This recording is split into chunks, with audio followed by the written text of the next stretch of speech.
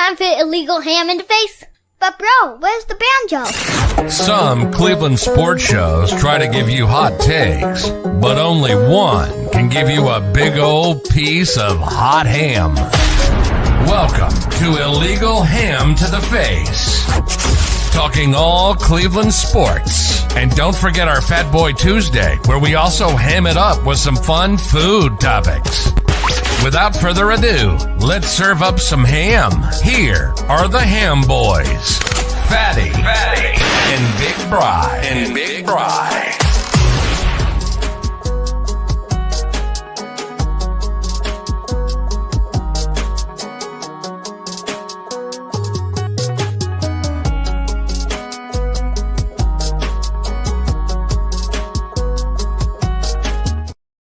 What is going on, everybody? Welcome on this warm, wonderful day in December. It is Tuesday, December 10th, I believe. Welcome on into Legal Ham to the Face. We are brought to you by Hero Q and Lake Erie, PA. Also, City Dogs Cleveland, which we'll be talking more about later in the show. I am your host, Jared Fatty Bates. He is Big Bry. Big Bry, what is going on? Oh, absolutely nothing. How you doing? I'm doing good, buddy. Got 15 inches of snow out at work last week, which was fun. Is that right? Fun time pushing snow. Got stuck. I was up in Erie yesterday and today because I was supposed to go up there last week, and they had that gigantic blizzard. One of the guys I was talking to yesterday said 57 inches in Erie, Pennsylvania. Shut up. It's the size of a full-grown human. I would lose my kids in that snow. Right. That's like, why would anybody want to live in a place where it has the potential to have 5 feet of snow? Can you imagine Lil and Princess trying to pee in that snowdrift? I used to have to when we had Maggie, the little pug, I used to have to shovel out like a little circle for her to go use the restroom in the yard. And she wasn't concerned with walking around, sniffing around, nothing. She was doing her business. She was coming right back in. Yeah, I mean, 1 foot of snow. You got to do that for small dogs. So 5 feet of snow. Yeah, I don't know what they do. I don't know. How do you even open your door at some places? I don't know. Like, we were watching the forecast because like the kids got called off that day, and I was at work until like 6:30, and I mean, it was just one after another of just wave of snow. And when we started laughing at work because I'm sitting there watching, they're doing like all the school closings going across the, ticker down to bottom. And all of a sudden you see Ashtabula City Schools closed the rest of the week. And I'm like, jeez. Like when you see that on like a Wednesday, you know it's bad up there. Oh, yeah. Thank God they know how to deal with it a lot better than 99% of the country, but I'm sure it's not fun for them. Just you can't stay ahead of it when it's coming that fast. No, and if you check out, like, if you go on certain videos and check out like the TikTok footage of like them clearing Interstate 90 during that one blizzard and everything else, Brian, they had one of the like our snow blower, but it had like a 9-foot chute on the top of it. So it was just and the skid steers, tracks, everything, just trying to clear whatever they could. And I was like, man, that is gnarly. Now, we didn't get that much, but it was enough to cause a headache for, let's see here. The skid steer now does not have heat or light. So as I was plowing the main lot, Bri, you ever seen Hyperspeed, Full Force? That's what I felt I was in because that snow was hitting that windshield and I felt like I was in a vortex. And just going hyperspeed because that snow was just coming by me so fast. And Justin's in. He said he misses Ohio snow. Bri, your microphone's turned off.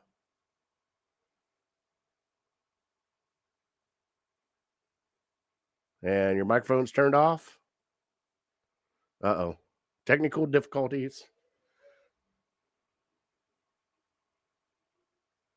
Does he have an extra pair of earbuds? Let's see where he is going with this. And I'm trying to read your shirt. Billy Bob loves dinosaurs.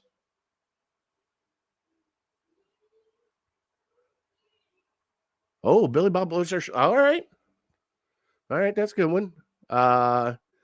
Justin said technical difficulties as a Michigan fan. And I still don't have you on microphone, dude. All right, we're going back out. See what we got now. Do I need to buy you some new earbuds? Now they work as soon as you put them back in. I got you. Well, you can hear me through my phone now. Well, yeah, but I had them in when you were putting your earbuds back into the case. But not, yeah. All right, you good? Yeah, I don't know. Okay. All right. Sorry, bud. You having connection issues? Go on with your shout outs. Give me a second. Oh, okay. All right. See you on the other side. All right. Got some shout outs this week. All the guys at work for that snowstorm. Can't thank you guys enough for sticking around and helping out. Shout out. My little man Charlie is on the honor roll. Happy for him. He's having a little ceremony. Shout out for City Dogs Cleveland. The Mac for Mutts tailgate is going on this Sunday at West 3rd and Summit. If you can go help out a mutt from City Dogs, get some good mac and cheese, get some drinks, have a good time. Also at Brown Stadium with City Dogs, 121. Go check them out. All proceeds go to City Dogs Cleveland. They're there in the dog pound. Go check them out at 121.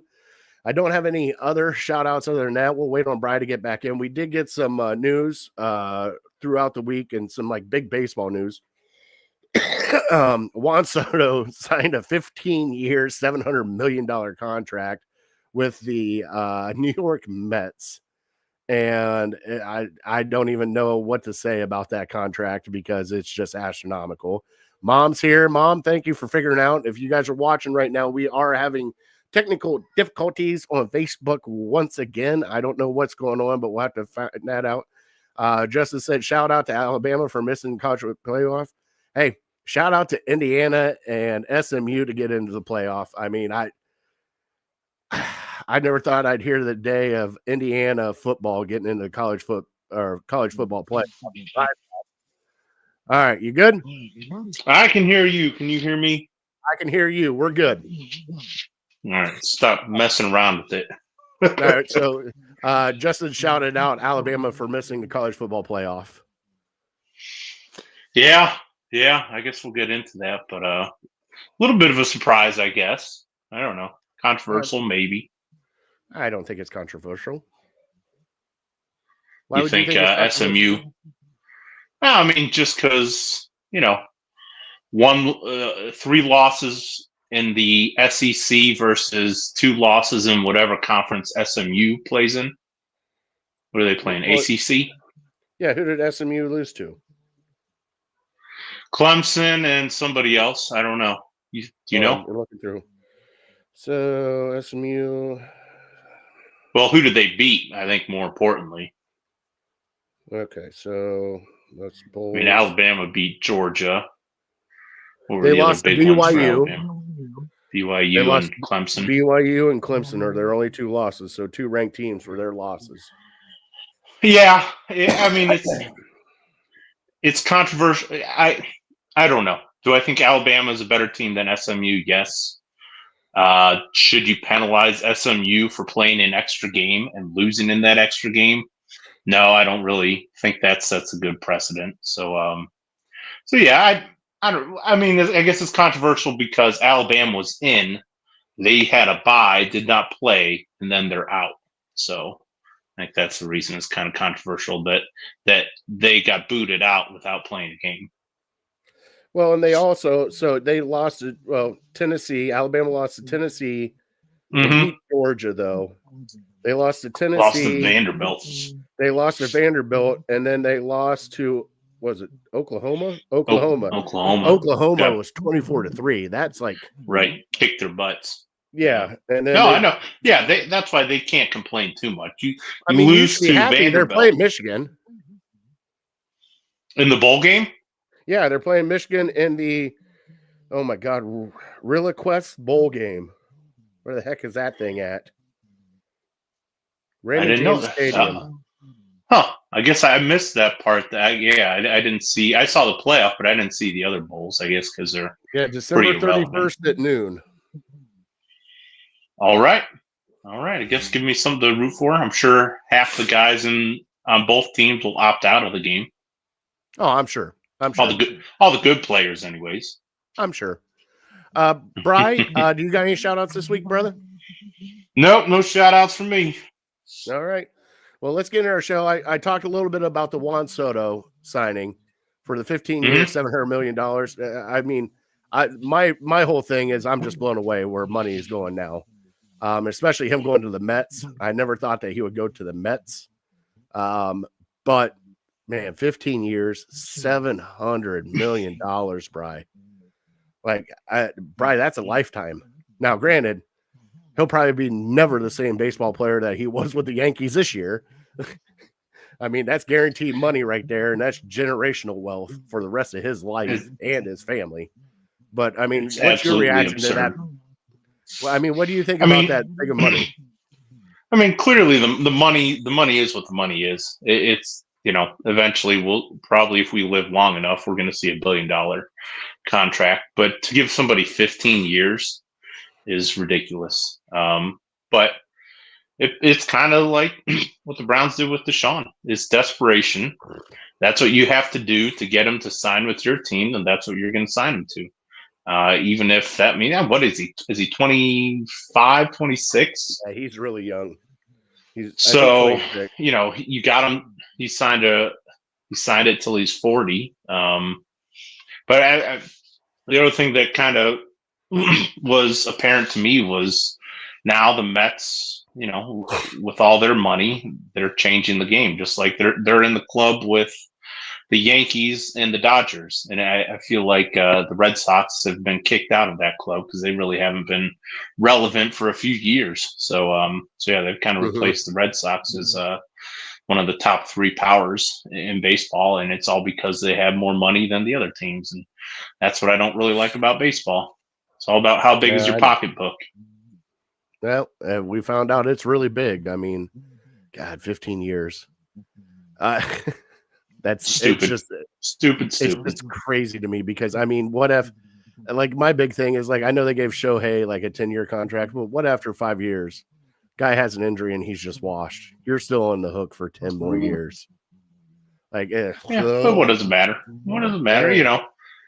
It's so I did have a shout out. Let me go back just before we move on. My niece had a birthday. Briella Rose was born on 12/12/12, so she turned 12 years old I guess in 2 days.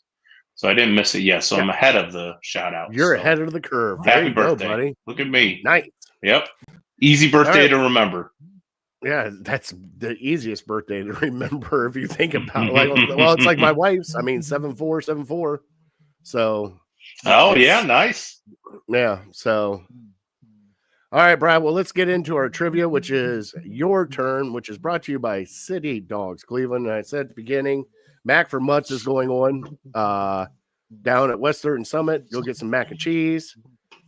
Go watch the game. 121 Dog Pound. City Dogs. People are going to be there cooking up food, beer, whatever you need there. Go there to get all your stuff. Help them out. It is holiday season, so if you please can either help, volunteer, or donate to City Dogs Cleveland, Big Brian and I would greatly appreciate it. I know we have a donation coming from the Bates household to City Dogs. I know you've donated throughout the year to City Dogs with, food and everything else, which near and dear to our hearts. So please go check them out. Let's play the sounder and let's get into our trivia.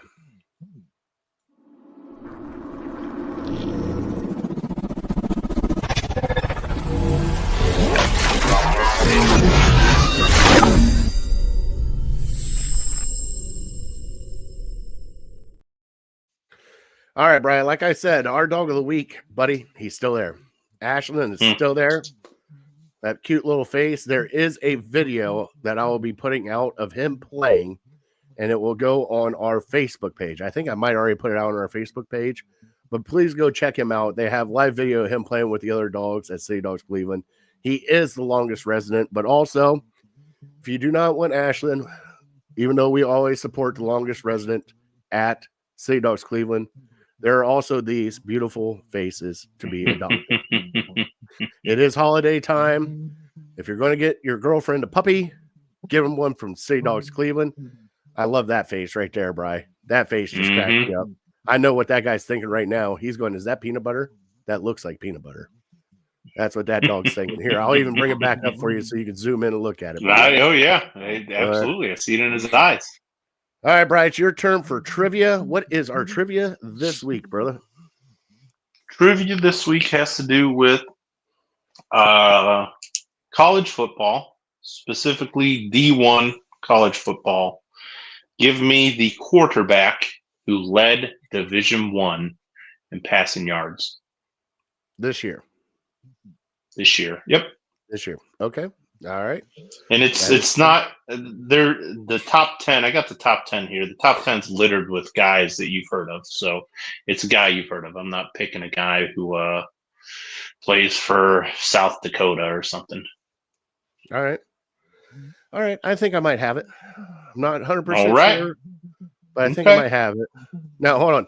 Is this Ohio State Michigan tie? Are you doing this to me? No, you think the Michigan guy is? He's probably last. He's probably 134 out of 134. I'm saying ties to Ohio State and Michigan. Yep, it's Tom Brady. You got me. I know, fucking Tom Brady. Every time with Tom Brady. All right, Brian. Before we start our Cleveland headlines, we do have some business to take care of. Brian, there will be a new El Champion in the illegal Ham to the Face Fantasy Football League, as the past champion, Big Man, is eliminated from playoffs, and we start playoffs this week. Bri, are you ready for the playoffs? Ready as I'll ever be. All right, like so let's go. Won a couple in a row. Playoff rankings. Right now, with the first team by Honky Cat, then you have number 5 seed, My Knicks in a Box versus Team Big Rod. You have number 6 seed, Big Bri versus number 3, Die Hard is a Christmas Movie. And number 2 seed, the Portage County Prostitutes, has a bye. So everybody else that had a chance for the illegal Ham fantasy football belt, always next year. But these are the 6 that have made it, and this is what we're going for right now, Bri. So congratulations to everybody in the playoff bracket: Lauren, Jared, Mark, Bri, Justin, and Phillips. All right, it's going to be a fun time, and we will keep you updated through the playoffs. I know Trash Talking has already started. Let's see here. Justin said, "Yeah, boy. Yeah, it's going to be. Bring it. It's going to be a good one." All right, well, let's bump that Cleveland headlines, Brian. Let's get into some Cleveland news and have some fun, all right?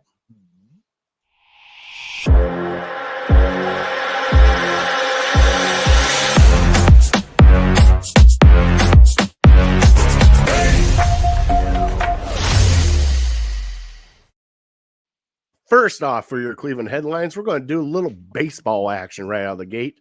Shane Bieber signed with your Cleveland Guardians, a 1-year deal plus an option year. We had 2 pitchers go away, though. Alex Cobb went to Detroit.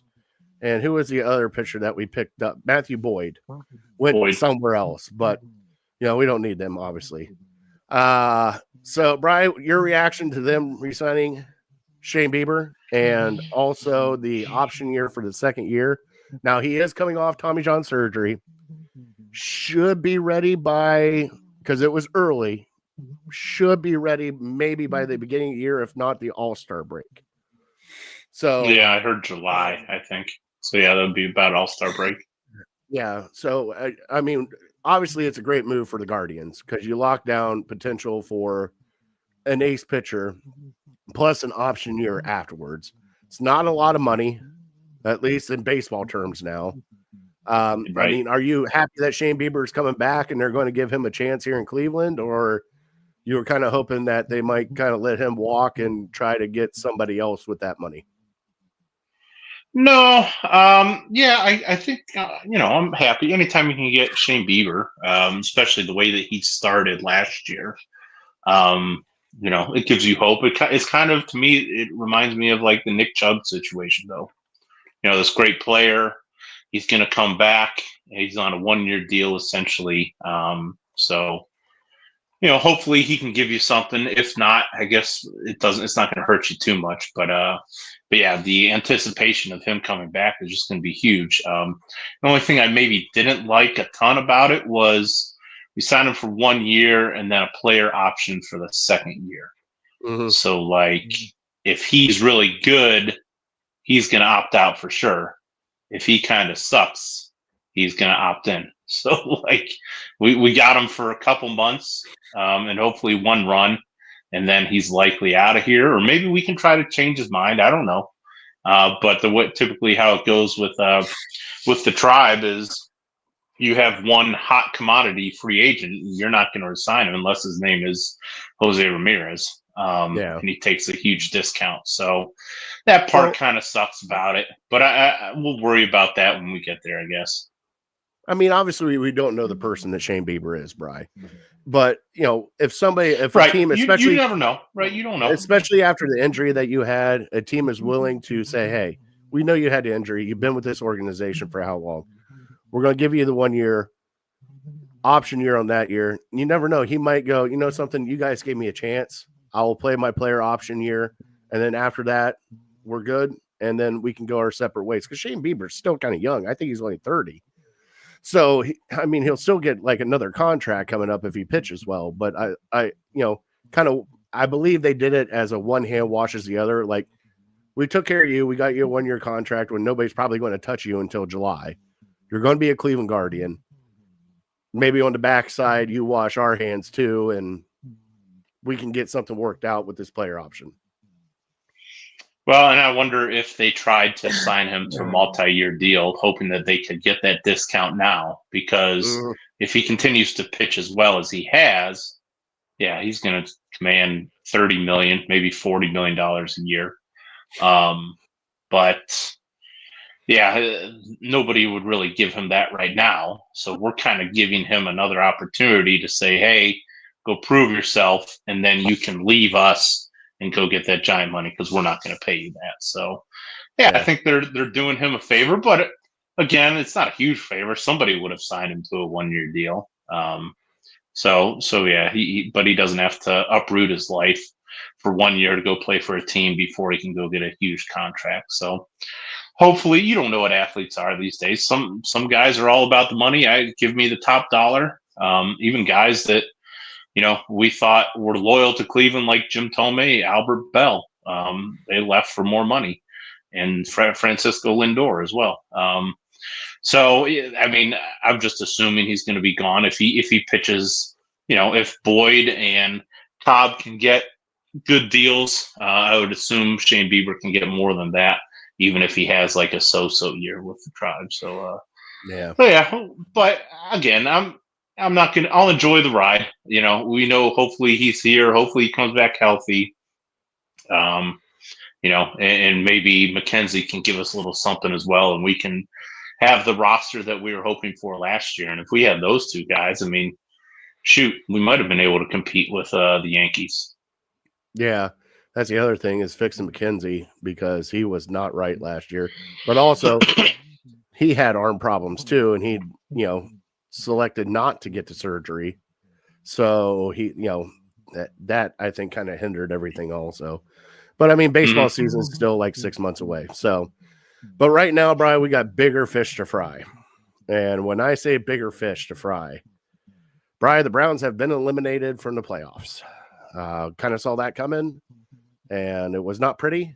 They played Sunday against the Steelers. And Bri, I am not going to lie to you. I shut it off halfway through the third quarter because I could not watch that shit anymore. Still no run game. They tried. God help them. They tried, Bri. Offensive line issues penalties again, interceptions by Jameis, Hopkins can't find a right fucking state to kick in. Like, I mean, Bri, it was like I'm sitting there watching it, and the Hope looked at me and she goes, "They extended him, didn't they?" I'm like, "Yes, they did." She goes, "Where the hell is he kicking to?" I'm like, "Looks like Canada right now because it's not here in Cleveland." So we've had a lot of things going on with the Browns, Bri. What was your analysis about this game, about this loss to the Steelers? And I mean, obviously, the rest of the year, do you start sitting guys? Myles Garrett's been playing hurt. Denzel Ward's been playing hurt. I mean, do you finally just throw in the white flag and say, "Hey, guys, the year's over. Save some of the guys that you have that are part of your core roster"? Well, like you, it's crazy just the difference in my emotions in the two Pittsburgh games. I told you on the Thursday night game, I was all in. My heart's beating out of my chest in some moments, and I can't sit down. And this one, it was like, I painted the bathroom in our downstairs while watching the game for the first half, and then my mom had a choir concert that I went to in the second half, and hopefully she's not watching or listening because I was watching the phone. I was watching it on my phone from the church pew, the second half, and I was just fast forwarding because I was like 20 minutes behind. So I'm like, well, let's see if the Browns can get back in this. Fast forward. Nope. And then, okay, we got a chance here. Pull it within one score. Kadarius Toney, does Kadarius Toney type. And I swear to you, right as the punter was about to kick it, I go, because they're like, Tony's back there receiving. I go, I bet he muffs this. This would be such a Browns thing if he muffs this punt, giving this guy a chance. And I swear to you, I said that before it happened, and sure enough, it happened. Like, you can't even catch a punt. What's he still doing? I think they cut him today, right? They did waive him today. Yeah, and I didn't even see. I was like, I was just kind of in and out a little bit in the second half. Like, let's see if the Browns can make this game. They never did, so I didn't really see his. I saw the replay of his penalty, which is so. I mean, what are the Browns doing? They're trying again with that move. I guess maybe you do that because it's very low risk, but they're trying to see if they're smarter than everybody else. If Andy Reid and Pat Mahomes can't fix this guy, what the heck do you think he's going to do in our locker room and with our coaching staff and quarterback situation? Like, why even waste our time? But whatever. He's off the team. We won't talk about him anymore. But yeah, I wanted the game with very low hopes because it's been since 2003 since we won a regular season game in Pittsburgh. It's been since 1988 since we swept the Steelers. So history was telling you probably don't have a chance. Like, this isn't going to be the Browns team. We've had some decent Browns teams that had a shot in years past. This wasn't going to be the Browns team to knock off the 10-3 Pittsburgh Steelers or whatever the record was heading into it. So very low hopes. I think the spread was only, 4.5 or 5. That was kind of easy money, but never bet against the Browns. That's bad juju.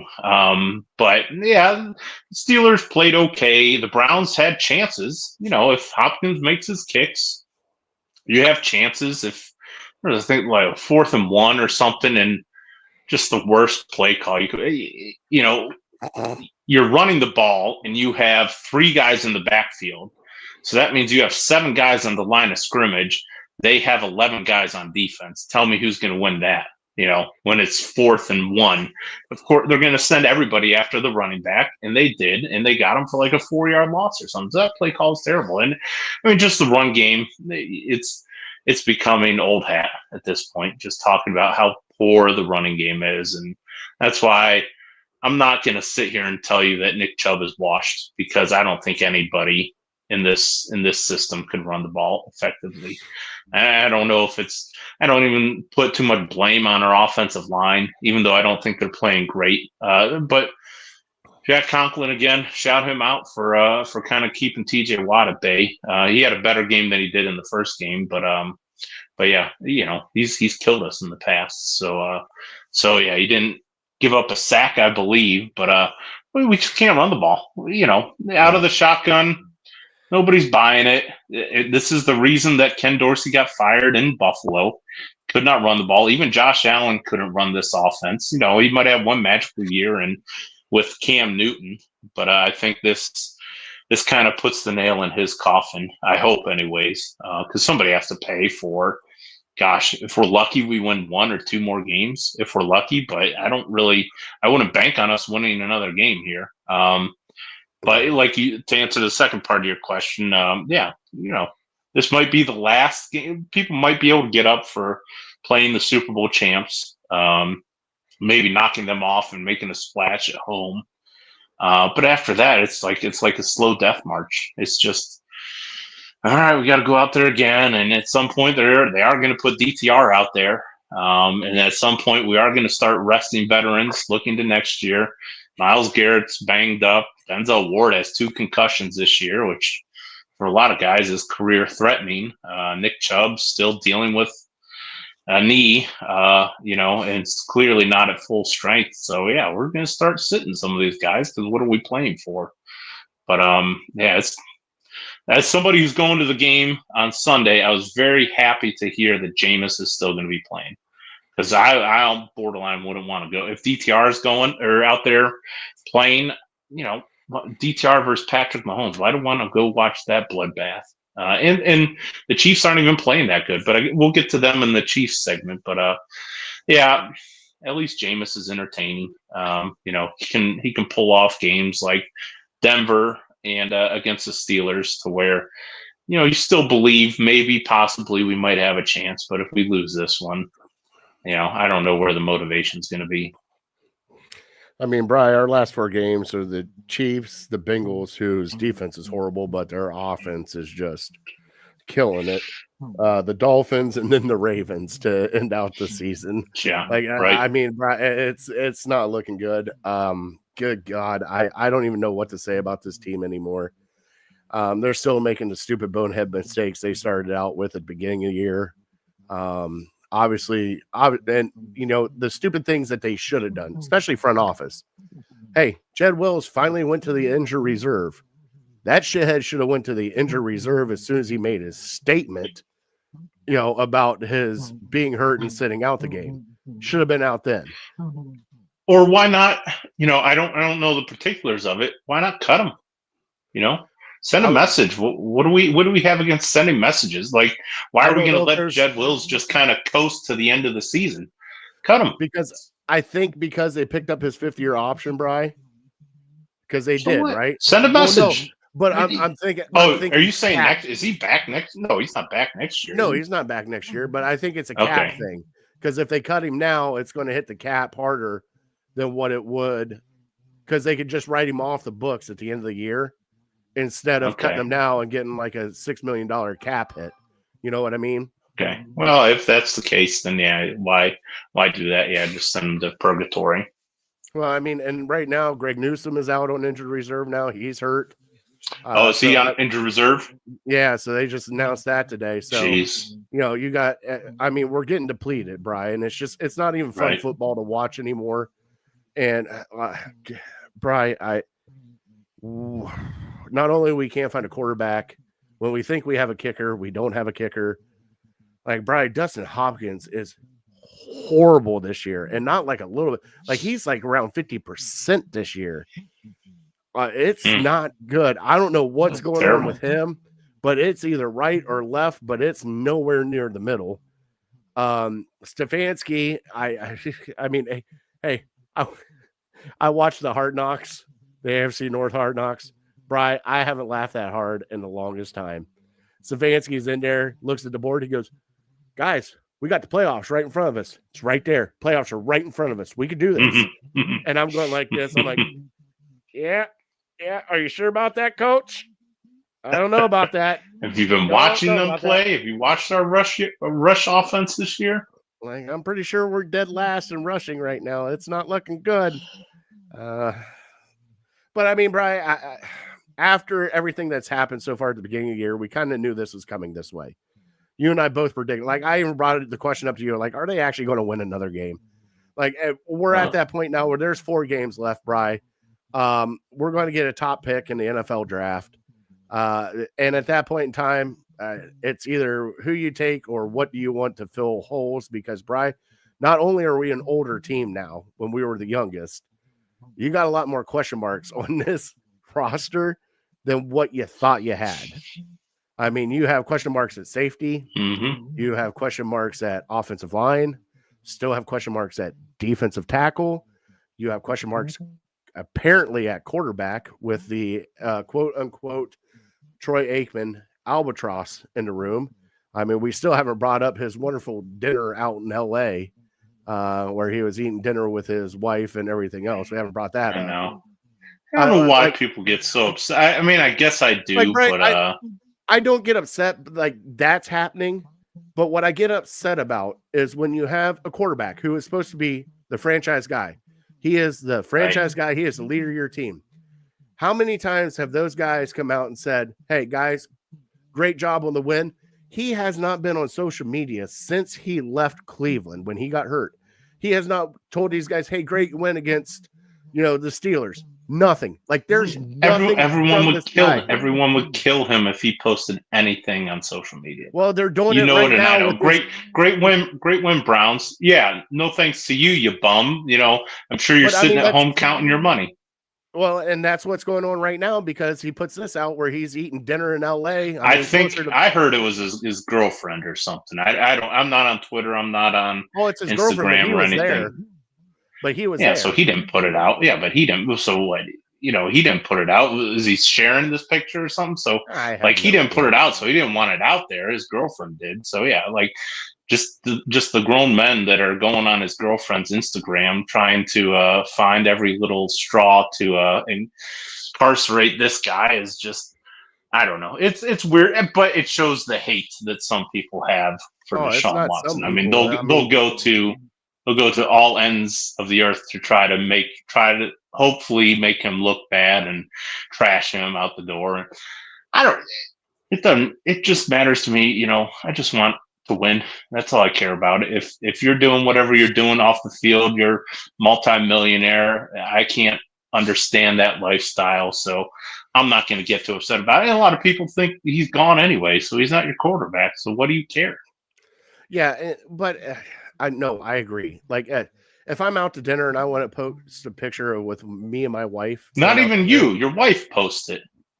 Oh no, I get that, but I mean, if that's the case, and especially making the money he makes, my big thing is just the radio silence from him. Like, I mean, Brian, there is not like a bleep on the radar of him since he got hurt. Like, we got no updates on how he's doing with his injury rehab, nothing of that nature. Obviously, you see Andrew Berry saying there's going to be a quarterback competition next year. That's pretty much saying that we think Deshaun Watson is not going to be our guy. I mean, there's so many lines and leaves of it's so difficult to see it, especially after the amount of money. And we always say we're in charge of the money and we're the GM and we're the ownership and everything else. Right. But it's not but the team put in to try to make this move, thinking that they were going to get a top 5 quarterback. And they ended up getting somebody from the bottom of the barrel now, and it just didn't work out, Brian. You gambled. What you did is you bet $230 million on red, and right now it came up black. Like, that's exactly what it is. Roulette terms right there. And, Brian, I can't see him coming back next year. I can't. They say there's going to be a competition. I cannot see him coming back to Cleveland next year. No, I mean, certainly his play hasn't warranted him to come back to Cleveland. But what I try to tell everybody who doesn't want to understand the commitment that we've made to him, what if they cut him? It's $150 million in dead cap or something. 3 years we're committed to this guy until 20. Right, but I'm just talking about next year's, what it does to next year's salary cap if we cut him. This is not a Russell Wilson situation to where, I feel like I'm not. I think there's going to come a time in the offseason where Browns fans are going to be really pissed off because there will be a report that Deshaun Watson will compete for the starting position. Not saying that he's going to get it. Not saying it's going to be like this year to where we stick him with him through thick and thin. He's our quarterback. This will be like, hey, We've given you every opportunity. Now it's time for you to go earn it. So I kind of think that's what it's going to be next year. Maybe he's competing with another veteran. Maybe he's competing with a draft pick. I don't know that, but if he's healthy, he will be competing for your starting job next year. And yeah, a lot of people don't want to hear that because they think he's just going to be terrible. And if he is, that's why I'm not too concerned about it. If he was as terrible next year as he was this year, then he's not going to win. So I'm not going to waste my energy being upset about that. Now if he's terrible and the Browns continue to play him, then we'll deal with that when we get there. But his name is poison right now. You bring up the name Deshaun Watson. If you're not trashing him and lighting his name on fire, then people are going to be upset with you. So that's why nobody really talks about him, or he doesn't post on social media. The Browns try to avoid his name like the plague. And so, they'll deal with it in the back channels of the off season and, put out reports. They're not going to come out and say, yeah, we really like Deshaun. We want him to compete, because they'll just get trashed for it. So it's just going to happen. I know, Bri. And how do we always get back on Deshaun Watson? He's not even on the, he's irrelevant. You brought up the Instagram thing, I guess. But I mean, it was relevant at the time. It's news about the Browns. We haven't heard about Deshaun, and we haven't talked about Deshaun in 4 weeks. I feel like, and all it takes is an Instagram post from his girlfriend for us to bring him up. Okay. No, it's not your fault. I heard about it on the radio this morning. This is my, people are getting all upset about this, and what do you want to? I don't understand it. I don't understand why people get upset about this. But when people are miserable about something, they got to put their energy into something else. So I know, buddy. Hopefully, it's not upsetting too many people out there. No, you got a good life. Right. Go enjoy your life. Yeah. All right, Brian. So we do have to talk about the Super Bowl champs coming here to Cleveland. Bri, here. Hey, let's do one of these. It's not going to be good, buddy. Don't tell me that. I'm going in with high hopes. Not high hopes, but we can compete. You're going to have a blast. I know you. You're going to have a blast anyways. You're going to be sitting there. You're going to be with your wife. You're going to be having a good time. You're going to be high-fiving people if something good happens. But you're also a guy that will look at your wife and go, see, I told you this is why this was going to happen. But it's okay, honey. Let's go to 121 over here in the dog pound. Let's get some food from City Dogs Cleveland, spot over here. And let's help them out. And then we'll just go back and just enjoy the day without the baby. Because that's what you're doing, Bri. You're enjoying the day without the baby. So there's always a point when I go to a game with her where it's might be 5, 10, 15 minutes before we kick off, and she'll turn to me and say, so do you think the Browns actually have a chance of winning this? And that's when I'm usually about 5 or 6 beers deep at that point. So that's when I'm shooting her straight. Sure, and I'm like, well, what was last year when DTR was our starting quarterback an hour before kickoff and we're playing the Ravens. I'm like, I don't know. Maybe we can keep it within a touchdown or something like that. And then we're down 21-0 at half. And I'm like, all right, what time do you want to go? Or are we good to go? So, but I don't think, as long as we're somewhat healthy, the Chiefs haven't been playing great this year. I know their record, and they're getting they've won 15 games in a row, 1-score games or something like that. Something absurd. They are the luckiest team without a doubt. But, Bri, you say the luckiest, but that shows you how good of a team they are winning that many games in a row with 1 score, Bri. You got to take it the other hindsight. Would you? You're right. If you're the Browns and you have the lead going with, let's say, 1:30 left in the fourth quarter, and you give Patrick Mahomes the ball back, and you're up only 3. You know what's happening. That game's over. Patrick Mahomes is going to come back and beat you. It is the Tom Brady effect now with the Kansas City Chiefs. And I agree with you in that situation, in that scenario. Patrick Mahomes is just going to take his team down the field like he does every time. He's cool, calm, collected. But they've also been very lucky. I mean, I'm not saying they haven't. Their kicker hits the uprights and it goes in. They win the game by 2. 2 weeks ago, the Raiders are in field goal range with one of the best kickers in the league, and all they had to do was take knees, and he kicks a field goal, and they win it, and they snap the ball, and the quarterback's not looking. Like, that is luck. The game against Denver, where it's like a 35-yarder, and their kicker's like lights out, somehow it gets blocked. Like, that has nothing to do with how great Patrick Mahomes is. That's just a lot of luck going their way. Yeah, but guess what? Luck happens in football, Brian, and you and I both know that. I know. Like, it's just a roll of the ball. It's happened to everybody. I mean, look, Brian, look at us. We won a game. A guy took off his helmet. We ended up losing the game. Like, it's just stupid things like that. Like, we've seen everything. Like, it's not like anything's new with this, with the exception of Kadarius Toney catching a punt return. Stupid. Or I was looking forward to that Kadarius Toney revenge game this week. Or if you think about it, I mean, at least we're not Buffalo this past week, where your quarterback puts up 60 points in fantasy football, and you have to score a touchdown. And if you pass, you still have time left on the clock and 3 timeouts. But hey, let's do a 2-yard quarterback sneak. Like, what are you thinking? Like, I could have even coached that better. Like, you got to throw the ball at that point in time. But anyways, I missed that one. Oh, you missed that? That was the stupidest play call I saw. Well, I was checking the box score, and I saw that they were down 2 points at the end, like 44-42. But I didn't see what happened after that. Brian, they had probably, it was less than 2 minutes. It was about 1:40 left, something like that. But they had all 3 timeouts, and they got down to the 2-yard line. I mean, Josh Allen played one of the best football games I've seen a quarterback play. Like, he played awesome. He doesn't have Ken Dorsey anymore. So he's sitting there, and Brian, it is first down, or first or second down. Oh, no, it's first down. First down and goal on the 2.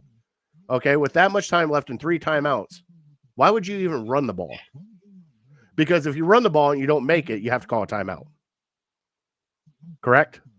Mm-hmm. So at that point in time, throw the ball, try to get it in the end zone and get a touchdown. No, they did the quarterback sneak, didn't make it, scored on the next one, already spent a timeout because they had to, tried the onside kick because that thing works all the time. Oh, I see. I've heard the analytics say that that's the best thing to do is, get your 3% onside kick out there. And they just ended up running out the clock because you only had 2 timeouts instead of 3.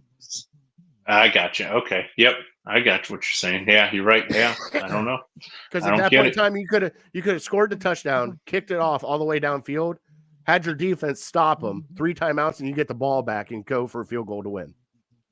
Like, it was just you're on offense. Asinine. It was asinine. You're on offense, so you're controlling the clock. So why spend a timeout there? Just rush up to the line and get that way you're spending 5 or 7 seconds. But they tried to do the quarterback sneak, and that's what fucking killed it, Bri, because with doing that sneak, everybody's on top of each other. It's going to take 15 seconds to get everybody out of the pile and then go from there. Mm-hmm. And we're getting people, there's comments there about that one, because even Justin commented about that one. How do you have 60 fantasy, 60 points and play the game that you did? I think you ended up with like 6 touchdowns and still lost the game. 4 by the defense, giving up 44. Mm-hmm. That's crazy. All right, Brian, let's go back to the Browns as we got off on a little tangent back again. To Kansas City, sure. Back to Kansas City, Brian. What is your faith meter about beating Kansas City? Like, where are you at? Probably a 3, maybe a 3.5. I'm going to go 4 because I feel like this might be a trap game for Kansas City. Like, they come in here and like the Browns suck. Sure, and then we might sneak a 13-6 or 7 win out on them or something stupid like that. Well, yeah. I mean, I think Mahomes has 11 interceptions this year.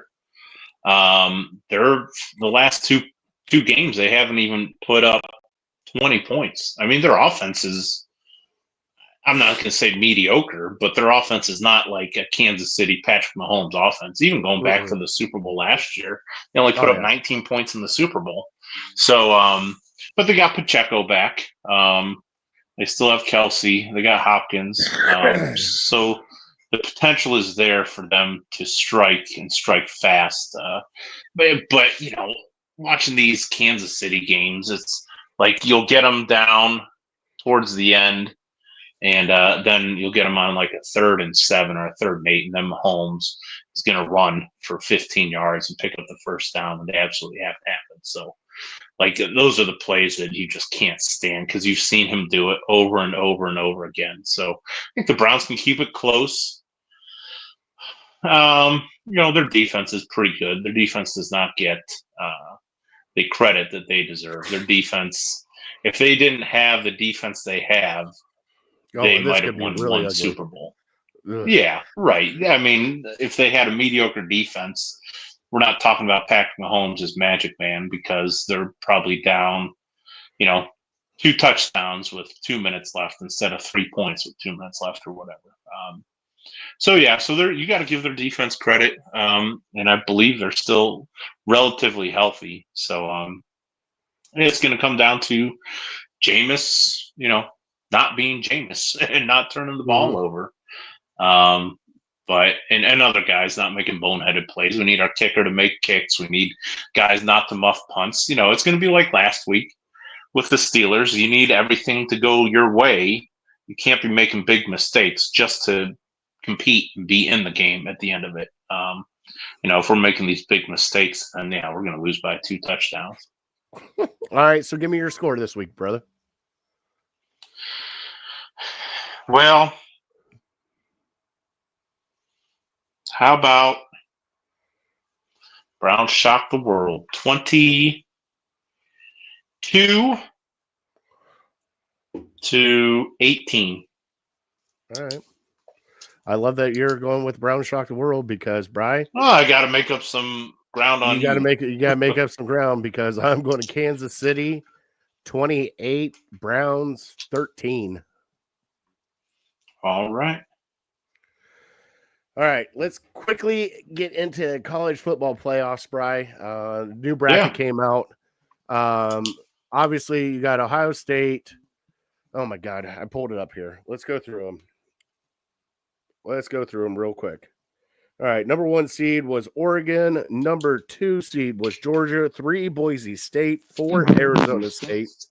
Then you have Tennessee versus Ohio State. Clemson versus Texas.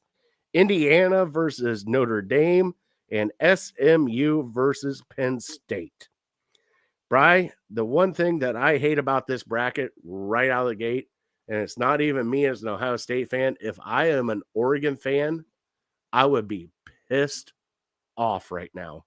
And not like a little bit pissed off, because for winning and being number 1 overall in the nation, you are getting the shaft right now. You are playing 2 teams, actually probably 3 teams that were all picked to play in a national championship. You would have to go through Ohio State, you would have to go through Texas, and then you would have to go through Georgia. That is some of the asinine picks. Like that's the stupidest thing. Like, why would they put Oregon versus 8 and 9? Like, Oregon should be doing the 12 matchup against Texas 4-12 matchup. Like, I don't understand how they did these brackets, Bri. But like, Oregon got screwed in this. That's the standard way of doing it. You can't have Oregon playing the winner of Texas and the 12 seed because Texas is going to win that, and it's just the way it drew out for them, and it's a flaw in the system. To me, they should have 8 teams, no buys, and just seed everybody 1 to 8. That way, Oregon first round plays the 8 seed. Second round plays the 4th or the 5th best team, and no, like, because Boise is ranked 3rd or something like that. They're not the 3rd. They're not deserving of the 3 seed, but because they made it to where you win your conference, a conference winner in the ACC, or I don't even know what the other one is, Big 12. That's not the same as like the second best team in the SEC or the Big 10. Those conferences are far superior to the other ones. So the second, maybe even the 3rd team is going to be better than the conference champion doesn't league. So, yeah, but the way they have it set up, yeah, you're going to have this where Oregon gets screwed. They won every game that they played this year, and like you said, they're going to be playing, potential powerhouses. Even if Ohio State loses, you got Tennessee, which is no walk in the park in your first game. So it's just, yeah, I feel bad for them because they have a tough road. Ohio State has a tough road. Just the way that it shook out. You'd far rather be on the other side of the bracket because you really see Georgia is the one dominant team there potentially, but now they have a backup quarterback. So I don't even know if the other side of the bracket has a dominant team. And then the one team Ohio I like State, Tennessee is pretty good. The two teams I like on the other side of the bracket, Bri, Oregon has just been top notch all the way through. There's no way you cannot pick Oregon. And if I had to pick the bottom of that bracket, Bri, I would have to go Texas, especially for giving Georgia a game, even though Georgia's quarterback did get hurt, but they did some stupid things in that game. But the other side, Bri, two teams that I love right now, Penn State going through that. They got SMU and then they got Boise State. And that gets them into the final They got the most favorable draw. That's the most favorable draw right there. Is that the 6th seed? That's the 6th seed. And then you got Notre Dame. That's where you want to be. Yeah. Then you got Notre Dame has to play Indiana and then a wounded Georgia team right now, but a Georgia team that just took Texas. I watched that SEC championship game, Bri. That was a fantastic game to watch. At least me personally as a football fan, because it was defense. It was especially the last play of the game. Quarterback gets his helmet knocked off, has to come off the field. The guy that can barely pick up his arm comes in, just hands it off, and then they win the championship. It's just unreal storylines throughout that whole game. Arch Manning, Quinn Ewers, everything. It was a great game. So it'll be fun to see. Who do you think overall? I know it's 12 teams, but who are you picking to win the football championship? Man, it's so hard. It's so hard because every team has a flaw. I was looking for whatever reason, I think it popped up on my line or something like that. Think back to last year, there were 16, the top 6 teams. There were 3 teams with 0 losses and 3 teams with 1 loss. And now this year we have 1 team with 0 losses in Oregon, and that's it. So you have 1 team that has stood out above the rest, but I'm not even that confident. Ohio State gave them a game. Boise gave them a game, so it's not like they're a dominant team or something like that. So, man, when I tell you it's wide open, it's wide open. I would think Ohio State would be in competition, but then they have a game like they had against Michigan, and you don't know, are they just going to be playing tight? And then Georgia's. The best thing that happened to Georgia was their starting quarterback getting hurt. They had 3 points at halftime, and then this guy gets hurt, and the second string comes in, and he doesn't look great, but he finds a way to get them to victory. And then Texas. I'd say Texas is pretty good. I'd have confidence in them, but they haven't really beaten anybody this year. So it's just it's wild how wide open it is this year. I can see 5 or 6 teams. Tennessee's a pretty good team, but I don't know if they're championship material. Same with Penn State. As much as I like Drew Aller, they haven't won a big game in years, it seems. All right, so feet to the fire. Who's winning the national championship? I'd have to say Oregon, just because they haven't lost this year. But if they got to beat Ohio State, and another thing is, you get this first round bye. You don't get a home game. You got to go on a road for a neutral site. So, what's the spread going to be if they play Ohio State? What's the spread going to be against Ohio State? They'll be favored by a couple. And how hard is it to beat a team twice in 1 year? It's not easy. So, so that one's almost a coin flip game. But I guess Oregon, just because they have 0 blemishes on their schedule. I think they have a pretty good coach. I think they have a pretty good quarterback. I guess feet to the fire. I would go chalk. All right. Well, since you're going chalk, I'll go the other way. Bri, I am probably going to go. There's 1, team that just intrigues the shit out of me. I'm going to go Notre Dame, Bri. And the only reason why I'm going to go Notre Dame is because I think they would have probably the easiest path to get to the finals. And once you get to the finals, it's pretty much anybody's game because you don't even know who you're playing coming out of the other bracket. There's so many good teams in that other bracket, Bri. I mean, you got Clemson, past national championship, Ohio State, Texas, Tennessee. I mean, the one that really doesn't really scare me that much is Arizona State because we don't watch them that much where we're at, but we've seen Oregon now that we're in the Big Ten. So, I mean, it's like gauntlet row on one side, and then the other side, it's like throwing darts. But I can see Notre Dame making a run, and I would like to see them make a run because, even though Notre Dame, I have my feelings about Notre Dame because they're not in a conference and they don't do this and they don't do that. But I do like their coach. I like what they're trying to do and see if they can make a run and good at this. I mean, I definitely Penn State is right up here with me too. But I picked Notre Dame to maybe sneak one out this year, Bri, and get into the finals and maybe sneak a championship out of it. Yeah, I wouldn't be shocked. They're in one of the 6 teams that I wouldn't be shocked if they won it all. It's going to be the survival of the fittest. It's going to be who can get through these games and not get guys injured and build some confidence. If you can do that, hey, sky's the limit for you. That's why Ohio State fans that are all but heard about Ryan Day and his performance against Michigan, not to keep bringing it up, but I will. There's time. They come out, they have a good half against Tennessee at home. Everyone's going to be back on the bandwagon. They win by 7 or 2 touchdowns or something. Tennessee has a good quarterback, but he's young. I think he's a true freshman.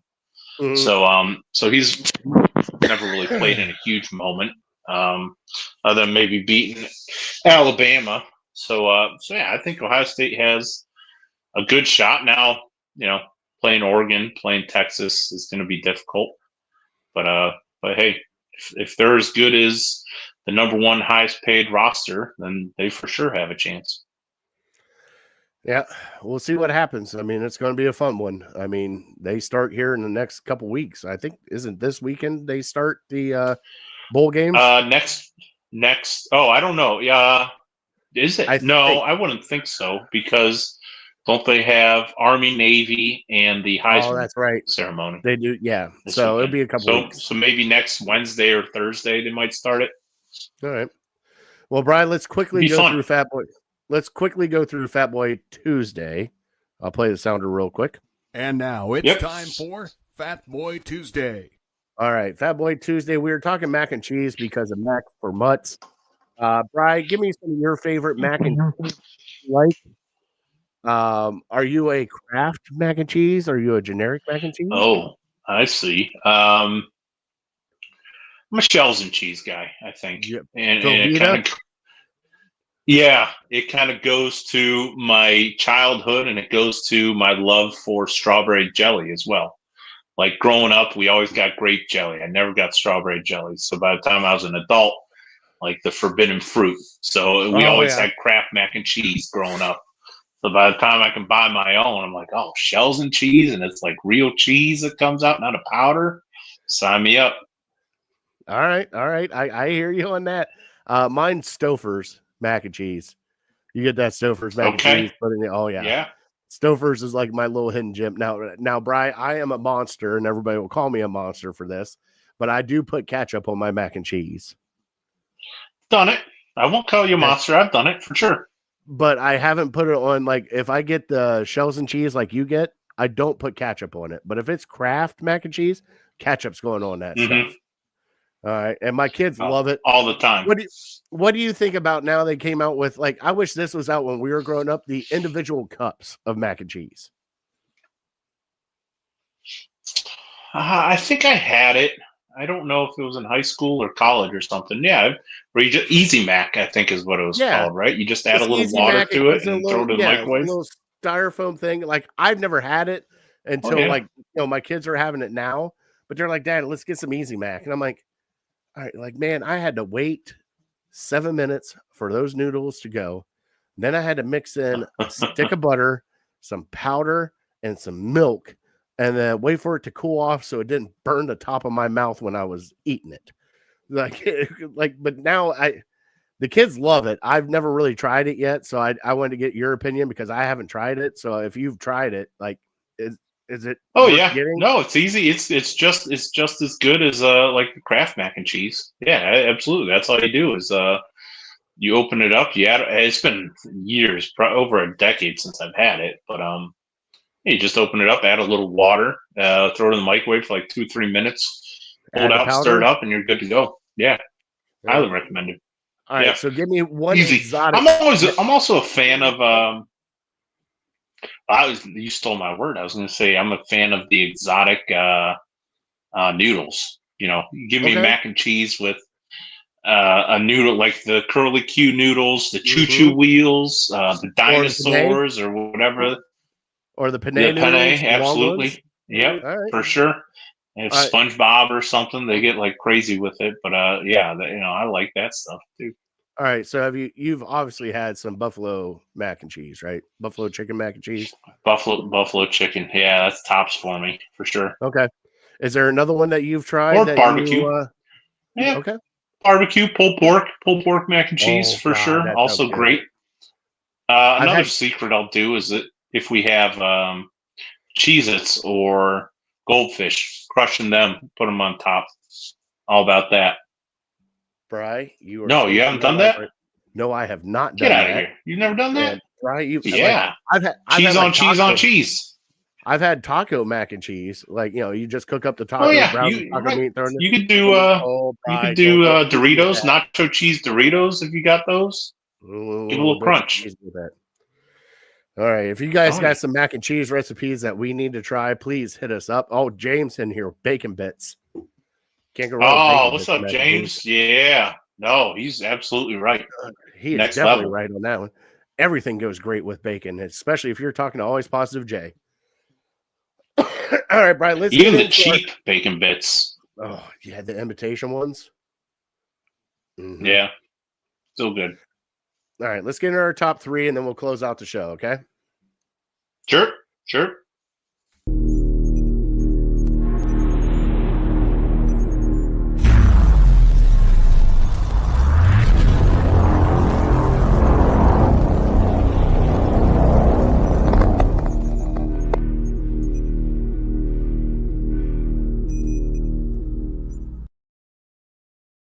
All right, Brian. So our top 3 tonight, you chose top 90s comedy movies. And Brian, that is a very, very hard list to narrow down. That is a lot of great comedy movies. So it is going to, hopefully we have different top 3s. And I'll go first with my top 3. My number 3, Kingpin. Love watching Kingpin. Okay. Woody Harrelson. Awesome. Love it. Number 2 for me, and I've always loved Adam Sandler movies, and it's a toss-up between Happy Gilmore and Billy Madison, but it's Happy Gilmore for me. Mm-hmm. And Brian, my number 1, and it will always be my number 1, Tommy Boy. Tommy Boy, there's so many honorable mentions. Like, I was going through them today, and I started laughing. What else? What else you got? Like, you had Major Payne in there as a kid growing up. Mm-hmm. Little Giants as a kid growing up. You had Hot Shots with Charlie Sheen. Oh yeah. All the major leagues. What was the Leslie Nielsen one? Naked Gun. Naked Gun was in there. Stupidest one, but hilarious. Big Lebowski. 8 Heads in a Duffel Bag. Never seen that one. Oh, Minute Work with Charlie Sheen and Emilio Estevez when they're trash guys. Like, I mean, you just keep going through. That. Oh my God, Brian! There were so many. I'm scrolling through. Beverly Hills Ninja. Beverly Hills Cop was in there too. What's Adam's favorite? Almost Heroes with Chris Farley. Almost Heroes is in. Oh my God, they're so good. There's a lot of good ones, right? The Mask is in there. Liar. Right. Ace Ventura. Sure. I mean, we just keep going, Brian, because I mean, there's so many. What are your top 3? Well, we had a couple alike. I had Kingpin as an honorable mention, but it wasn't in my top 3. Office Space If you've ever seen that. Oh, I forgot about Office Space. Really, really good one. That was an honorable mention, though. So my number 3 was Black Sheep.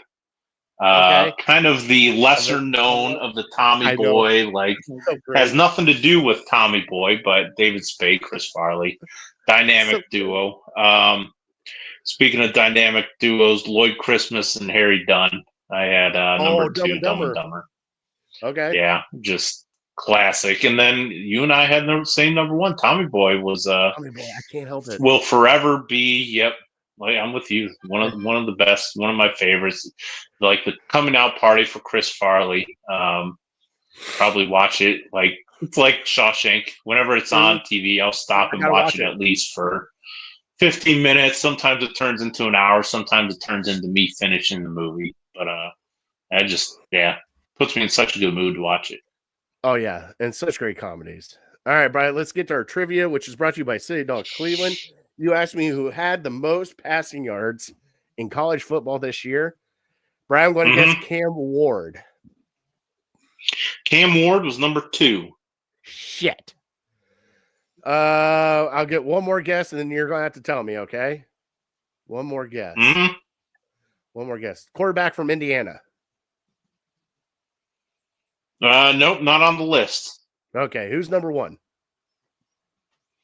So I had the top 10 here. 10 was Dylan Gabriel. I'll go through like the big names. Oregon. Dylan Gabriel, 10. Carson Beck, Georgia, 8. Nussmeier, LSU, 6. Jackson Dart, 4. Shador Sanders, number 3. Oh, shit. All trailing number 1 from Syracuse, Kyle McCord. I knew you were going to do that to me. You son of a bitch. That's all right. Should have kept on. I should have held on to it. You would have beat Michigan if you had Kyle McCord.